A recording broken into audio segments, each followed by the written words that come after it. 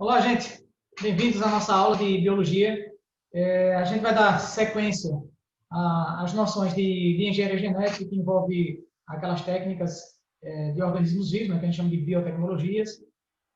Então, uma coisa que eu comentei com vocês é que a engenharia genética é a ciência mais ampla e que dentro dessa engenharia genética, para a construção do DNA, que a gente chama de construção do DNA recombinante, são utilizadas técnicas envolvendo os organismos vivos e para produzir alguns materiais, e daí o termo biotecnologia, né? A gente utiliza organismos vivos como técnica de produção. Então, dentro da biotecnologia, ou dentro da engenharia genética, a gente tem algumas situações em que os utensílios são extremamente específicos, extremamente bem habilitados, como, por exemplo, o uso das enzimas de restrição para a produção, para corte do DNA, o mecanismo de multiplicação do DNA, de replicação do DNA, que é a chamada reação em cadeia de polimerase, PCR, para que, a partir de uma única amostra de DNA, a gente contenha e produza várias amostras e essas amostras sejam utilizadas nos processos de testes para obtenção, por exemplo, de um organismo transgênico, como eu expliquei na aula anterior. Então, eu recordo que uma das coisas que foram faladas para vocês é que, primeiro, antes de mais nada, para que um organismo transgênico seja produzido, a gente tem que reconhecer a ação e a atuação do que a gente chama de código genético. Então, por que eu posso fazer uma transferência de genes de um organismo para um outro organismo completamente distinto? Porque a linguagem codificada, a linguagem para produção e síntese de proteínas é a mesma.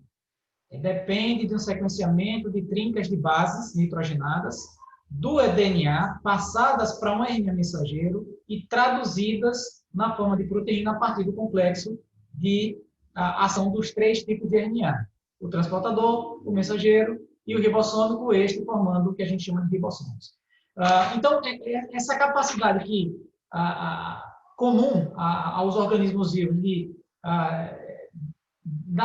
do procedimento de montagem das proteínas é o que permite que, por exemplo, um DNA que seja humano seja transferido para uma bactéria e a bactéria produza a mesma substância que a gente produziria. Então, essa é o critério básico. Por que a gente consegue fazer, por que isso pode ser feito? Essa transferência de genes, essa recombinação do DNA, tecnologia do DNA recombinante, essa que é chamada, dentro desse circuito todo de informações que eu passei para vocês. Em virtude do código genético, ele ter caráter universal, e esse caráter universal do código genético vai fazer com que você tenha essas possibilidades todas de montagem de transgênico, pegar um gene de uma planta, colocar num organismo animal, pegar um gene do animal, colocar numa planta, não importa. Então, depende do interesse. Claro que você não vai fazer só por fazer. Tem que ter um objetivo, tem que ter um intuito, e esse intuito é de melhoria na qualidade de produtos ou melhoria na qualidade de saúde. Então, falando-se em melhoria de qualidade de produtos, então, eu comentei com vocês que os transgênicos, eles são ou para a saúde, no caso da transgenia, para a produção da insulina humana, ou em caso de plantas. Certo? Eu comentei que o milho que muitos comercializam hoje, ele não tem sequer uma lagarta dentro daquelas folhagens lá da infrutescência, da espiga, né? Por quê? Porque existe uma substância produzida pela própria planta que agride o casulo, desculpe, o ovo daquele parasita, que é um parasitismo. E aí, não eclodindo o ovo, não tem lagarto, então ele fica livre daquele problema. Não há possibilidade de infecção no caso daqui. Se você deixar aquela planta se reproduzir, pegar o grão, implantar, claro que ela vai perder essa propriedade. Então, esse é o grande problema de um transgênico, por exemplo, que é a questão do domínio, da concentração do poder aquisitivo de comprar esse material, de produzir e comprar. Você vai fazer uma técnica bem específica dessa, você não vai permitir que todo mundo compre. Então, nesse caso, existe um monopólio, e esse monopólio é que faz, por exemplo, o produtor de lá do sítio, conhecido da gente, que vai produzir, pegou aquela sementinha, plantou, a qualidade em termos de visibilidade, não o sabor, né? Porque o sabor já é outra perspectiva, mas a qualidade do produto tenderá a ser melhor naquele que tem o poder aquisitivo de compra dessa semente. Aquele que não tem o poder de compra dessa semente, então ele vai ter, normalmente, um produto com uma menor qualidade. Então, na disputa de mercado, é claro que esse pequeno produtor ele perde. Então, é um dos problemas do transgênico, por exemplo, nas plantas. Um outro problema é que algumas das substâncias que a planta produz, ela poderia, tá? Não que ela vá, mas que ela poderia provocar algum distúrbio no organismo. Então, seria um problema médico. E o outro problema que a gente chama de problema ecológico, que é a ação ecológica de um transgênico, é que muitos dos transgênicos eles são produzidos através da presença de um gene levado por um vetor. Então, da mesma forma que, por exemplo, a resistência de plantas a herbicidas. Então, em grandes propriedades rurais, aquele negócio lá do Agroepop, Agroetec, então você tem grandes produtores rurais ali. Como é que é feito a manutenção do terreno para que não tenha uma infestação de uma vegetação herbácea que prejudique, uma erva daninha? Ele pulveriza e na pulverização mata a erva daninha, mas não mata a planta de interesse dele. Então, nesse caso, essa planta que ele pulverizou, às vezes são duas plantas herbáceas, a soja e uma erva qualquer, certo? Aquela da folha mais larga, a dicotiledônia.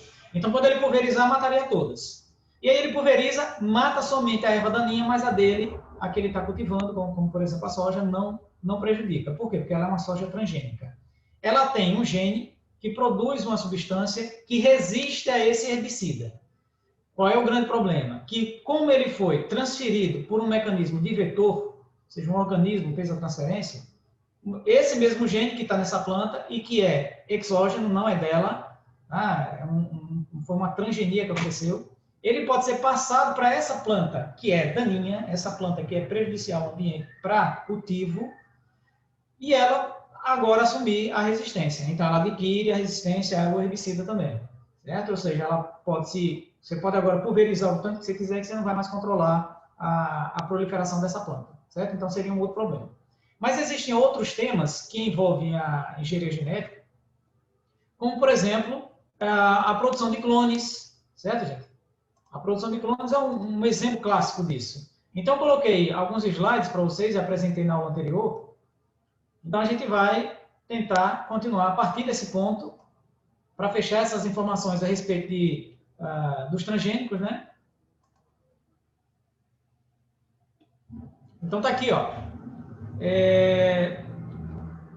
Alguns conceitos importantes, tá, gente? Que a biotecnologia pode ser usada também, a engenharia genética ela pode ser utilizada também. Em diagnósticos pré-natais, claro, o mais comum é a ultrassonografia, aquela que até o menino sai dando sorriso lá na radiografia, na ultrassonografia. Então, o mais comum é aquele dali você emite um ultrassom e a partir do ultrassom ele vai mapeando a imagem, vai sendo formada de acordo com essa chegada e esse retorno do som dentro dos materiais. No entanto, existem outros que têm caráter de observação genética. Então, são dois exames que entram em contato direto com o embrião. Um deles a gente chama de exame de vilosidades coriônicas. Você retira fragmentos do embrião para retirada de células embrionárias, porque vilosidade coriônica, córion, é um anexo embrionário, não é um anexo materno, tá, gente? É um anexo embrionário. Então, ele tem o DNA do embrião. Para que serve isso? Digamos que a pessoa tenha interesse em descobrir se a criança que está ali dentro, ela tem realmente uma síndrome cromossômica de aneuploidia, certo? Ou seja, que ela tem um ou mais cromossomos, um ou dois, ou perdeu um ou perdeu dois. Para se fazer, por exemplo, o teste de paternidade, pode ser feito, claro. Tá? Se a pessoa tiver paciência, espera nascer, né? Mas se não tiver paciência, vai lá. Claro, qual é o problema disso daqui? Que esse tipo de exame, como tem contato direto, assim como também a amniocentese, que vem de âmnion, tá? Então você pega o fragmento lá do âmnion e retira para poder fazer a análise cromossômica ou a análise do DNA. A partir do momento que você toca no embrião, então existe um risco iminente de aborto, por isso que não é recomendado, não é indicado. Tem que ter uma questão processual envolvida nisso para que haja a possibilidade do médico aceite fazer esses exames. tá? Porque tendem a ser prejudiciais. Claro, e o último que eu falei foi, o primeiro que eu falei foi a ultrassonografia, a fetoscopia também, que é uma endoscopia fetal. Outros conceitos que eu comentei com vocês, o de proteoma, que é o conjunto de proteínas que um indivíduo tem, e a clonagem, que a gente vai tentar comentar agora com vocês, os dois tipos de clonagem que podem ser utilizados. Na espécie humana, a clonagem ela é permitida em algumas regiões, em alguns países, mas não é uma clonagem para formar um organismo, ou seja, não é uma clonagem reprodutiva. É uma clonagem para que produzam-se células indiferenciadas, e a partir do momento dessas células formadas, você utiliza em alguns processos, como, por exemplo, a revitalização de tecidos. Então, é interessante que a gente observe que existe a clonagem reprodutiva e a terapêutica. Então, essa segunda que eu comentei com vocês é a terapêutica, porque existem muitas questões éticas, e principalmente ético-religiosas, a gente pode trabalhar assim, que moralmente muitas pessoas não consideram que seja uma forma correta de proliferação da espécie humana, certo? Tem outras questões que podem ser trabalhadas, mas a gente não vai entrar em detalhe para não cansar demais. Um outro termo que a gente usa são as vacinas gênicas. A gente vai entender como é que essa vacina gênica é produzida. São genes de organismos patogênicos que estimulam o sistema de defesa. O patógeno não está, ou seja, por exemplo, o vírus não está lá. Ele não está por completo, ele não vai provocar doença, não tem chance nenhuma. Mas ele tem uma substância, ou uma parte dela, que produz a proteína que é reconhecida pelo sistema imunológico. O sistema imunológico reconhece e aí vai produzir a defesa específica sobre ele. E o exame de DNA, que é, na verdade, a eletroforese que a gente vai comentar. Então, a vacina de DNA, começando por essa última, a gente tem a vacina clássica, né? A vacina clássica é quando você pega o próprio patógeno, certo? Pegou o patógeno, você deixa ele morto ou atenuado. Se for uma bactéria, você fragmenta e fica com a parede celular. Fragmentos da parede celular ou da membrana plasmática. Insere no indivíduo e aí o nosso corpo vai reconhecer aquilo como não próprio. Não sei se vocês recordam como é esse sistema de defesa. Existem vídeos de aulas minhas que comentam sobre esse mecanismo do sistema de defesa, como é que ele atua, como é que ele reconhece, como é que ele estimula a produção específica. Tem ação inespecífica também, mas é mais a específica que a gente comenta, que dá mais trabalho. Bom, então você pega o patógeno, por exemplo, um vírus, você deixa ele atenuado, morto, atenuado, tá? Só fragmentos dele, ele totalmente fragmentado, coloca lá no indivíduo, ou você coloca a sua cápsula, não coloca o DNA, depende do tipo de estrutura de vacina que foi montada. Coloca essa substância no corpo do indivíduo e aí esse corpo estranho vai ser reconhecido como tal, ou seja, como não próprio, e aí pelos linfócitos TCD4, que vai permitir que os linfócitos B reconheçam, produzam outras células chamadas plasmócitos, que fazem a leitura, mapeiam e produzem um anticorpo específico para ela. A partir do momento que o anticorpo está produzido, então a gente diz que desenvolveu uma memória imunológica. Como seria a vacina de DNA? Ao invés de você colocar o patógeno morto ou ele atenuado, você extrai um fragmento do DNA desse patógeno, insere, por exemplo, num plasmídio, que é bacteriano, e aí esse plasmídio recombinante, ele vai ser produzido em larga escala pela bactéria. Tá? Faz a extração desse recombinante, desse fragmento recombinante, e aí coloca no indivíduo receptor. Ele tem o DNA do parasita, que produz as proteínas deles e que vai ser reconhecido como não próprio e vai estimular a defesa do indivíduo. Ou seja, também é a questão do reconhecimento do patógeno ou de fragmentos do patógeno, aqueles que são reconhecidos pelo sistema de defesa específico, pelos linfócitos TCD4 e alguns fagócitos, tá? A gente chama de macrófagos, acaba reconhecendo e aí faz a interlocução. O macrófago começa a identificar, o linfócito TCD4 é automatizado, a partir do momento ele envia essas informações, claro, bioquímicas, para que os linfócitos B produzam os plasmócitos produzem anticorpos e os anticorpos vão encontrar esse patógeno e toda vez que agora que o patógeno vivo tiver em contato com o corpo da pessoa, já tem os anticorpos prontos e aí a gente diz que ela está imunizada, ou seja, ela já tem a capacidade de produzir a defesa. Beleza? Bom, esse tópico é para a gente já fazer uma prévia, né, do processo de embriologia, desculpa, do processo de clonagem. Não sei se vocês lembram, as fases do desenvolvimento embrionário. Você tem a célula-ovo, tá? Fecundação, célula-ovo.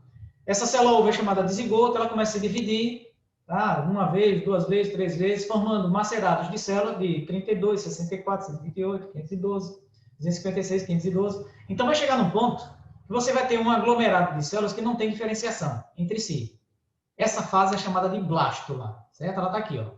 Então, célula-ovo, lembre que essa célula-ovo é núcleo do espermatozoide, núcleo do óvulo, ou do ovócito, no caso do óvulo, né, porque ocorreu a meiose, a segunda meiose. Fecundação, começam as clivagens, que são as divisões, formando a blástula, ou o blastocisto. Coisinha piúda, tá? Mas que tem célula suficiente para você cultivar na forma de tecidos. A partir do momento que você tem essa célula daqui, ela não tem diferenciação. Diferenciação, vocês lembram que só começa a partir da gastrulação, que forma ectoderme, mesentoderme, e a partir daí a neurulação, que é a formação da neurula, que tem ectoderme, mesoderme, endoderme, tá? Tubo neural, somito, celoma, tá? Notocorda, isso nos cordados que a gente estava avaliando aí a formação do indivíduo na espécie humana. Então, o que interessa é o seguinte, se você tem um tipo de desenvolvimento que passa desse estágio de blástula, já é considerado um organismo vivo, porque, na verdade, ele já está diferenciando em tecidos. Ele vai formar epiderme, tá? Ele vai formar musculatura, ou seja, a partir daí seria a formação de tecidos do indivíduo, não tecidos embrionários, tá? Não da gastro, mas da neurona, tá, gente? Faltou o último estágio que não tem interesse aqui para não tomar muito tempo dessa informação.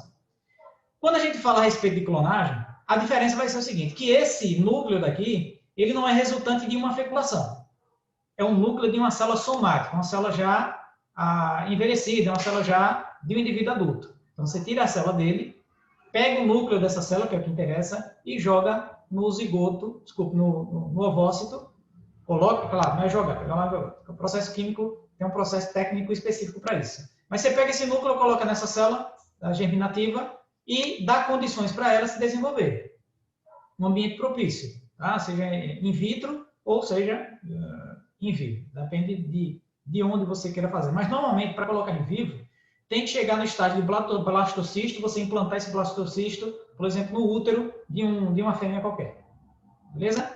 Então, lembrando dos estágios de desenvolvimento, até onde tem diferenciação e a partir de onde tem a diferenciação celular. Por que eu estou colocando isso? Para a gente anotar a formação de uma clonagem, a gente chama de clonagem reprodutiva. Aqui eu estou representando o típico caso da ovelha Dolly, que é o mecanismo que foi utilizado para a produção desse clone. Então, você pega um organismo aqui, original, vai pegar desse organismo só o núcleo, tá? Você vai pegar só o núcleo dele. Pega de uma outra ovelha, uma ovelha X qualquer, e dela pega o ovócito, ou o óvulo. Retira o ovócito, o núcleo desse ovócito, joga fora, e quem vai ser colocado por meio de eletrofusão é o núcleo dessa ovelha original aqui, tá vendo? Pegou, colocou o núcleo dentro desse ovócito, e a partir do momento que esse ovócito está montado, ele agora se comporta como um zigoto. Você coloca esse zigoto numa ovelha qualquer lá para ele se desenvolver. Não o ovócito, tá, gente? Espera fazer o processo de desenvolvimento, mórula, blástula, quando chega no blastocisto, você implanta no útero. Implantou no útero, então, esse clone, ele é um clone dessa ovelha original, certo? Ele é um clone do indivíduo que deu o núcleo, não é o indivíduo da célula. É claro que a gente tem que notar que não são 100% das características desse clone, elas são 100% dessa ovelha original. Eu só posso ter certeza de uma coisa, dessa portadora, dessa que vai ser utilizada como a fonte de desenvolvimento, o local de desenvolvimento, é só um aluguel, uma barriga de aluguel. Dessa daqui ela não tem nada, ela não pega nada dessa, só os nutrientes. Tá? Mas características nenhuma. Ela vai desenvolver quase que 100% das características dessa ovelha original, mas ela também vai ter genes da ovelha X. Quais seriam esses genes da ovelha X? O DNA mitocondrial. A gente tem que lembrar disso porque foi uma questão de Enem há um certo tempo. Tem um fragmento de DNA da mitocôndria, da ovelha doadora do ovócito, mas grande parte, quase 100% dela, é da que permite a doação do núcleo, certo? Então, essa é clone da original, mas ela tem algumas características da ovelha X em virtude do DNA mitocondrial. Uma outra técnica que a gente tem para analisar e diferenciar, né, é a clonagem terapêutica da reprodutiva. Qual é a diferença entre elas? Suponha que você pegou uma célula doadora do núcleo, uma célula muscular, sei lá, pegou um ovócito, pegou esse ovócito, esse óvulo, jogou fora, seu núcleo, fez a fusão, o núcleo roxinho aqui, tá vendo? Ó, colocou nela e desenvolveu um clone. Beleza. Se esse clone daqui, ele simplesmente formar simples grupos de células apenas, e você parar o desenvolvimento no blastocisto, então isso aí é só uma cultura celular, esta aqui é chamada clonagem terapêutica. Se você permitir que esse clone de células, ele se prolongue no desenvolvimento embrionário e atinja o desenvolvimento de um novo indivíduo, aí ele é considerado uma clonagem reprodutiva. Então, por exemplo, uma pessoa que teve fratura na coluna, que ela teve um rompimento na medula espinhal, uma célula minha não poderia ser doada, uma célula de outra pessoa não poderia ser doada, porque a concentração de genes é completamente distinta. Então, ele poderia ser reconhecido como não próprio, e aí tem um mecanismo de rejeição. Então, o que é que se faz? Pega a célula da pessoa que teve a fratura, que teve a lesão, faz uma clonagem dessa célula. É fácil fazer? De forma nenhuma. É um processo que você faz, vai dar certo 100%? De jeito nenhum. Tá? Então, por isso que é caríssimo para fazer. E não é, lembre que a questão ético-moral, ético-religiosa, acaba emperrando em alguns países desenvolver esse mecanismo. Então, você pega o núcleo da célula da pessoa que sofreu a fratura, que sofreu a lesão, clona essa célula, deixa ela desenvolver até o estágio, por exemplo, de blastocisto, faz a cultura celular e insere essa cultura celular no tecido lesionado. Tá? Coloca lá no tecido nervoso. É claro que quando coloca, não é como você emendar o fio, tá, gente? Porque a informação vai passar de uma hora para outra. Vão formar células, elas vão se conectando, se diferenciando de acordo com o ambiente onde ela está, fazendo novas ligações de conexões entre axônio e dendritos daquele sistema nervoso. E a partir daí, a pessoa vai começar a reaprender a comandar os movimentos. Da mesma forma que a gente tem dificuldade de aprender esses movimentos quando está na fase de desenvolvimento, no primeiro ano, segundo ano de vida, tá? A gente vai tendo dificuldade de controle motor, é porque a gente tem... É uma aprendizagem, tá, gente? Não é só aprendizagem, não é só essa questão de leitura, é aprendizagem motora. Então, você vai ter que reaprender, mandar as informações e reaprendendo aos poucos, tá? Qual é a fibra nervosa que você vai ter que mandar a informação para poder passar e reconhecer aquela musculatura como comandada. Beleza? Então, isso aqui é a diferença entre clonagem terapêutica e a reprodutiva. O último tópico que a gente tem aqui é o chamado exame de DNA. Eletroforese. O que é que a gente faz aqui? Pega uma amostra de células de uma pessoa que a gente quer fazer o teste, coloca essa célula no meio de ação com enzimas de extinção de um tipo específico. Digamos que eu quero reconhecer a identificação de uma pessoa. Cometeu um crime, está lá o DNA dela no lugar, eu tenho uma suposta pessoa que poderia ter provocado aquilo, ter causado aquilo, então, pega o DNA dela e compara com a do lugar. Então, por exemplo, se eu pegar a da pessoa que eu acho que que cometeu o crime, o suspeito, peguei o DNA dele, coloquei a EcoR1, que é o nome de uma enzima, e peguei a do lugar, coloquei em D3. O que elas vão fazer? Elas vão cortar DNA, mas em locais e sequências diferentes. Eu não posso pegar proteínas diferentes. Eu tenho que pegar a mesma enzima de extinção e cortar todo o material de uma forma igualitária, tá? Para que cada vez que tiver aquela sequência, o DNA é cortado em tamanhos pequeno, médio e grande. A partir do momento que a gente faz isso, pega essa amostra de DNA e joga numa placa de gel fosforescente submetida a descargas elétricas, com polo positivo e polo negativo. Joga, permite a polarização da placa e o DNA ele vai sendo puxado para um dos polos com velocidade diferente de acordo com o tamanho da molécula que foi cortada. O pedacinho pequeno, ele é puxado rápido. O pedacinho maior, ele é mais lento. E o pedacinho grandão, ele dificulta a sua saída. E a partir do momento que coloca a descarga, tantos segundos, tantos minutos, para poder verificar, assim que parar, aquilo dali define um padrão de bandas de DNA específico para cada pessoa. Então, seria mais ou menos isso. Ó. Você pega lá o DNA, a amostra de DNA, digamos aqui, pai, a mãe, o possível pai e o filho. E a gente vai tentar fazer a comparação. Beleza? Polo negativo, polo positivo, você faz o cultivo, coloca a amostra aqui e deixa ela seguir. A partir do momento que o DNA foi cortado por uma enzima de extinção, esses pedaços que estão aqui mais para baixo, eles são considerados pedaços menores, porque eles são mais leves e são puxados de forma mais rápida. O que ficam aqui são considerados pedaços de DNA maior. Mas ele vai deixar uma sequência que é específica para cada pessoa. Então, essa pessoa 1 vai ter um mecanismo, essa pessoa 2 vai ter um outro padrão, essa pessoa vai ter um outro padrão. Depois que cessa, é que você vai comparar para ver qual é se há, por exemplo, questão de paternidade envolvida aqui nesse caso. Digamos aqui, você tem um indivíduo 1, observe que o padrão de distribuição para o 2 é diferente e o do 3 é diferente. Existem similaridades em alguns pontos. Tá? Por exemplo, esse ponto daqui e esses dois, tá vendo? Esse daqui só se compara com esse. Esse com esse. Então, aqui a gente tem uma complementariedade de padrão em alguns pontos, mas esse aqui não se encaixa em nenhuma. Tá vendo? Esse aqui não se encaixa em nenhum. Então, como não tem complementariedade em 100%, esse daqui, por exemplo, não se encaixa em nenhum padrão. Certo? Não tem nenhuma linha equiparada a esse. Então, são 3 pessoas distintas e não há paternidade em relação a um caso como esse. Ele não tem complementariedade de padrão de bandas. Existem algumas questões que são colocadas assim. Por exemplo, imagine aqui uma mãe que teve a distribuição do padrão do DNA dela foi essa, na área de floresta, essas manchas. Aqui, o pai. E aqui eu tenho 3 crianças. 1, 2, 3. Certo? Eu quero saber, dessas 3, qual é a filha desse casal. Lembrando, aquele padrão do filho que não for da mãe, tem que ser do pai. Se for questão de identificação de uma pessoa só, tem que ser 100% igual ao padrão de distribuição. Mas se for questão de paternidade, é complementar. O que não for da mãe, tem que ser do pai e vice-versa.